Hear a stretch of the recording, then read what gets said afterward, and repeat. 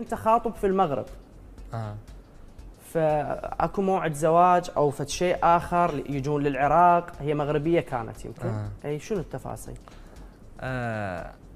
والله كان ندمت على اليوم اللي قررت به هذا القرار، ويعني انا يعني يبقى اصلي وتقاليدي وهذا الشيء يمكن ما قدرت تتحمل هذا الشيء، فكان احسن شيء هو يعني كل واحد يبقى انفصلتوا؟ ان شاء الله قريب ننفصل، يعني قريب الطلاق. يعني ان قامت الدعوه منك لو من يمها؟ لا انا راح ارفع دعوه طلاق.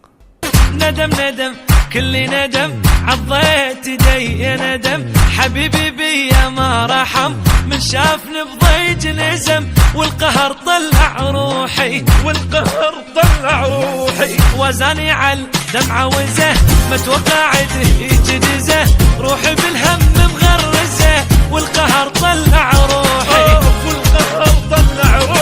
واقول الدنيا مقضية بعد ما اريد حنية، وارجع واذكر الدقة تشب النار